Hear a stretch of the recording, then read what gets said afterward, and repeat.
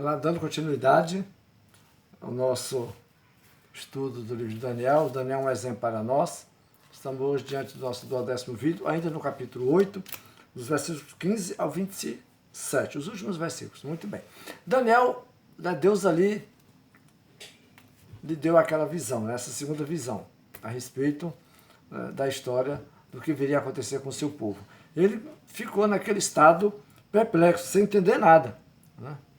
E ali ele ficou, né? O que quer dizer tudo isso? Tal, né? O que será que Deus está querendo dizer com isso? Né? Aí, no versículo 15, nós vamos ver que, havendo eu, Daniel, tido a visão, procurei entendê-la, e eis que me apresentou diante uma como a aparência de homem. Ou seja, ele ficou sem entender, evidentemente, né? O que será tudo isso? O que quer dizer? E ele, ali nos seus pensamentos ali, né, contemplando aquela visão, aí de repente ele viu uma imagem como de aparência de um homem, podemos até que seja o próprio Persis ou não, o próprio Cristo ou não, lhe revelando, e chamando um outro ser para lhe revelar. Ou seja, Daniel estava incapaz de trazer uma elucidação a esse respeito. Precisava do próprio Deus, porque afinal de contas isso é coisa que só Deus pode fazer, né? Afinal de contas ele é onisciente. Ele que sabe todas as coisas, né? Além do mais, onipotente também, né? Então, só ele. Então, Daniel, por si só, não tinha como revelar aquilo, lhe faltava tal discernimento. Mas Deus vem, porque Deus não deixa nada escondido a nenhum dos seus. Nós já sabemos disso. Deus sempre levanta alguém para dizer, para mostrar aquilo que ele vai fazer. E nós temos na Bíblia exatamente isso. Basta você ler e você vai compreender o propósito de Deus, não só para a sua vida, mas para toda a humanidade. Ok? Muito bem. Aí eu ouvi uma voz de homem de entre as margens do lago, a qual gritou e disse: Gabriel, dá a entender a este a visão. Ou seja, explica para ele. É claro que, né, mas já ficou melhor a interpretação. Nós vamos ver a partir do versículo 20, aquilo que nós já discorremos, né, porque já falamos antecipadamente, porque isso já aconteceu, né, evidentemente. A questão dos medos, dos persas, dos gregos, né? Mas só que aí nós vamos também contemplar agora aquilo que nós já dissemos, que essa passagem, ela se encaixou perfeitamente na pessoa do Antíoco Epifânio, como uma pré-figura do anticristo, que no primeiro momento os judeus também sofreram, né, nas mãos dessa criatura. Ele, como já dissemos no vídeo anterior, ele chegou, invadiu a terra, matou, ninguém foi capaz de resistir, ele saqueou o templo, levou tudo, ainda blasfemou, saiu falando palavras injuriosas contra Deus, contra o sistema religioso, né, dos judeus, e voltou para a sua terra. Porque eu havia dito que Macabeus havia expulsado. Os Macabeus venceu os seus exércitos depois, né, que quando ele soube onde se encontrava lá, que Judas Macabeus havia, digamos assim, purificado o templo de novo em 165, aí ele veio. Nessa vida para cá, foi que ele, de forma assim, a mão de Deus pesou sobre ele, né? Há vários relatos sobre a sua morte, todos eles entenderam que foi Deus que o levou. Nós temos as histórias de Flávio José, como também de outros escritos, como de Judas Macabeu também, diz que a forma horrível que ele morreu, de doenças sendo corromido por vermes, corromidos por vermes e etc., né? Úlceras, purulé, aquelas coisas mais horríveis do mundo, né? A mão de Deus pesou sobre ele, né? Assim como, quer dizer, o poder divino tirou de circulação o anticristo do Antigo Testamento, o Antigo Epifânio, assim também só o poder divino que vai destruir o anticristo lá em Apocalipse. Então, o que você vai ler a partir de então é uma narrativa já de uma nova visão, dessa mesma que nós já comentamos, já colocando lá para o tempo final, né? Porque ele havia ficado sem entender muita coisa, né? Então ele caiu com o rosto em terra e ficou todo, quando viu essa voz, ficou todo, né, amedrontado, sem saber bem o que fazer, não é? Aí, no versículo 19, vai dizer assim: aquele anjo dizendo para ele: eis que farei saber o que há de acontecer no último tempo da ira, porque esta visão se refere ao tempo determinado do fim. E aí vai descrever novamente, a partir do versículo 20, quem é o carneiro com 2 chifres, né? Não o cordeiro, é o carneiro com 2 chifres e tal, vai falar aquilo que nós já comentamos aqui. Mas agora já jogando por uma visão escatológica, lá do anticristo. Porque nós dizemos que o Antíoco Epifânio é uma pré-figura né, do anticristo lá no Antigo Testamento. Então ele aponta também para o anticristo escatológico, né? Haja vista que ele também vai oprimir o povo judeu, quase levando ao extermínio, de igual modo como o Antíoco Epifânio. Só que aqui, quem, digamos assim, expulsou os seus exércitos depois foi o Judas Macabeu, né? Quer dizer, Macabeu é martelo, né? Judas Macabeu, certo? Mas quem matou, podemos dizer assim, levou à morte o Epifânio, foi o poder sobrenatural de Deus, através de enfermidades. E lá no Messias do Anticristo será exatamente, lá o Anticristo, lá na escatologia, será exatamente o Messias, ou seja, Cristo que virá e eliminará os seus exércitos e o lançará no lago de fogo eterno. Ainda vivo, juntamente com o falso profeta. Então o texto aponta para isso, né? Aí você vai ler do versículo 20, né? Até o versículo 26, que vai final. A visão da tarde e da manhã, que foi dita, é verdadeira. Tu, porém, preserva a visão, porque se refere a dias ainda muito distantes, né?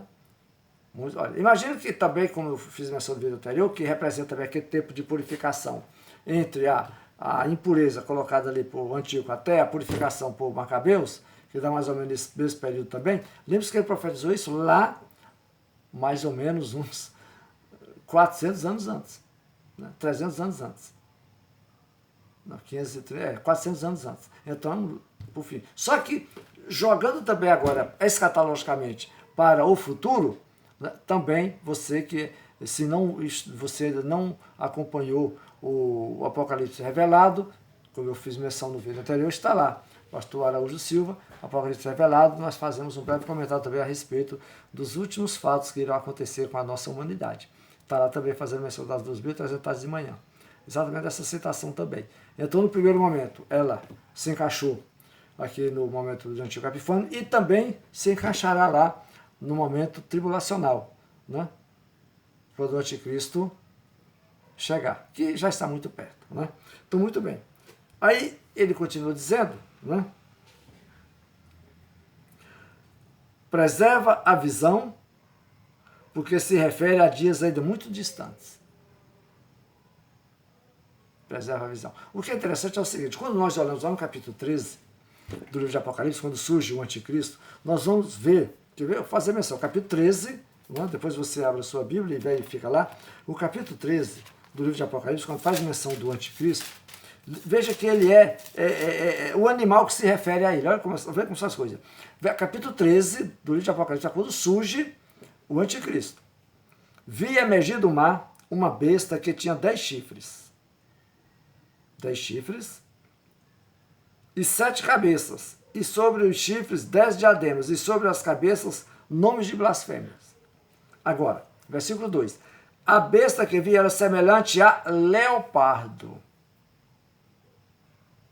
Qual é o animal que se refere à Grécia?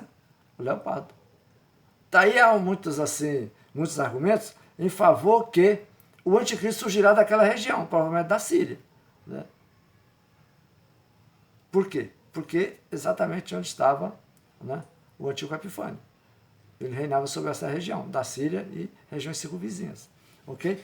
E é suposição. Não estou dizendo que seja, porque também, como tem a questão dos 10 diademas, são aquelas 10 principais nações que lhe darão, como temos lá no estudo de Apocalipse, sustentação, ou seja, que o lançará, ou seja, lá nas Nações Unidas, hoje, nós temos o Conselho de Segurança da ONU.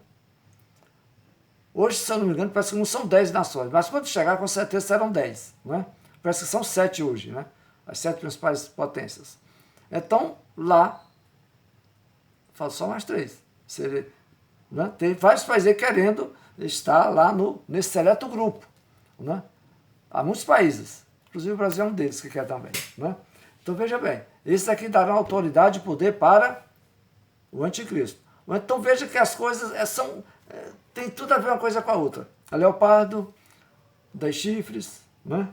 Veja bem. Aí diz também, olha como é que é descrito o anticristo. Como leopardo, com pés de urso e boca de leão. Exatamente os 3 primeiros animais da visão de Daniel.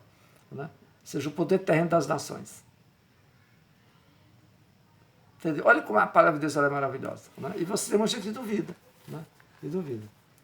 Eu achei interessante isso aqui, porque veja bem, leão, ou aliás, o leopardo, a Grécia.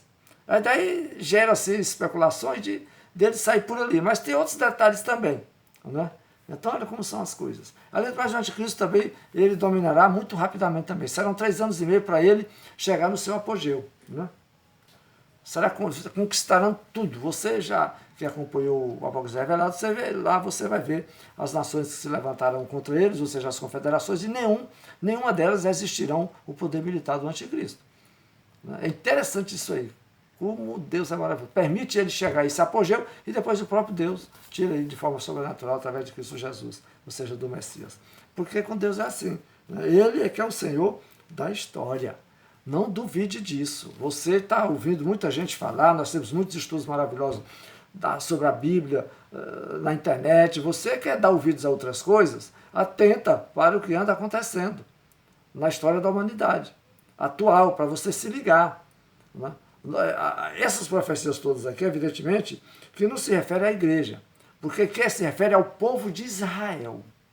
Porque o Apocalipse não é, como eu já expliquei lá no livro de Apocalipse, não é para a igreja de Cristo Jesus, é para Israel. No momento que a igreja for arrebatada, começa o ministério do anticristo, começa o ministério do iníquo, que Paulo ensina isso lá aos Tessalonicenses. O que detém ainda é a presença do Espírito Santo sobre a face da terra, caminhando com a igreja do Senhor. Não para dizer que seja a igreja que o detém, mas é o Espírito Santo que está aqui. No momento que a igreja for arrebatada, porque a igreja, o Paulo diz que ela foi enxertada em Israel. Não existia a igreja. A igreja passou a existir a partir de Pentecostes, a partir de Cristo Jesus, ressurreto. Então, a igreja foi enxertada da história. Então, a igreja precisa ser tirada para que a história volte para Israel de novo, para que se cumpra aqui a continuidade. Agora, evidentemente, que as profecias assim, que se relacionam à historicidade, elas se concretizam no nosso meio. Mas as específicas para Israel, nós não estaremos aqui. Começando quando chegar no capítulo 9, que vai ser o próximo agora, algo tremendo, que se refere diretamente ao Apocalipse, escatologia pura, nós vamos ver que a igreja não estará aqui. A igreja não estará naquele momento do anticristo, na tribulação. Não estará. Por quê? Porque nós não fazemos parte dessa história. A nossa história é outra, é com Cristo Jesus, nós somos salvos pela graça. Então, vai chegar o momento que Jesus vem buscar a sua igreja, como ele mesmo disse, e daí começa o ministério do anticristo. E daí exatamente isso aqui. Tempos do fim. Do fim do quê? Da ira de Deus sobre o que é a humanidade, inclusive do julgamento final dos próprios judeus, que serão libertos lá. Porque aquela minoria, assim como na época do Antigo Epifânio, muitos aderiram à helenização cultural grega, muitos mudaram de lado, inclusive quando Judas Macabeu assumiu, ele saiu nas cidades fazendo uma limpeza. Aquela turma que havia mudado de lado, construído estádios para práticas de jogos gregos, muita gente havia simulado a própria circuncisão para esconder, para quem não era judeu, que era grego e que estava agora no esquema grego, ele saiu eliminando todo mundo. Entendeu? As coisas com Deus é assim, é pureza espiritual. Ele saiu eliminando tudo. Estava errado? Não. Não. Porque aquele povo havia se apostatado da fé. Ou você volta ou não volta, depois então, pronto, eliminava mesmo, matava e pronto. Assim era aquele contexto. Nós vamos ver isso na narrativa histórica do que aconteceu lá. Estava errado Macabeus? Não, porque precisava purificar a raça. E assim Israel vai ser purificado lá no final de Apocalipse, capítulo 19. Muitos daquela época, quando chegar aquele momento, vão para o lado do anticristo. Vão ficar com o anticristo, vão abandonar a fé. Afinal de contas, o anticristo está prometendo dando tudo para eles. O mundo está oferecendo tudo para eles vão querer. Mas os fiéis não, ficarão encurralados em Jerusalém. Até o momento final, onde o próprio Jesus vem e os liberta. Entendeu? Deu para compreender esse propósito? Então, o primeiro momento, como já explicamos aqui, claro que nós, numa das vertentes de interpretação escatológica que vem para o povo judeu, exatamente sob o reinado de Antíoco Epifânio. Tanto é que faz menção desse chifre pequeno. Como também é sobre os 4, não fala sobre os 10, porque podemos dizer que no meio lá da união entre os 10 chifres, um sobressaiu, Não, aqui está falando de 4. Então, especificamente para o Antíoco Epifânio. Então, a verdade, a palavra que você, o estudo que você entendeu, ele se direcionou em primeiro momento para o Antíoco Epifânio, que é o chifre pequeno que, né, saiu de 2 chifres, né, e afrontou o Altíssimo. Então, a palavra é verídica e verdadeira para o Antíoco Epifânio. Depois ela é, porque evidentemente que o próprio Daniel ficou sem entender, será que é para o povo judeu agora? Será que não é? Está para acontecer ou não? Aí o anjo vem e disse, olha, também para o tempo do fim. E depois ele vai explicar novamente, capítulo 11, tal. É a mesma história de novo, para ficar bem entendido. Tá bom? Ok? Deus te abençoe nessa singela compreensão a respeito do livro de Daniel. Não estamos entrando em todos aqueles detalhes, aqueles debates que há. Não. É no fio, né, no fio revelatório de Deus, nos dando assim um olhar coerente a respeito da sua mensagem. Tá bom? Que Deus te abençoe. Até o nosso próximo vídeo.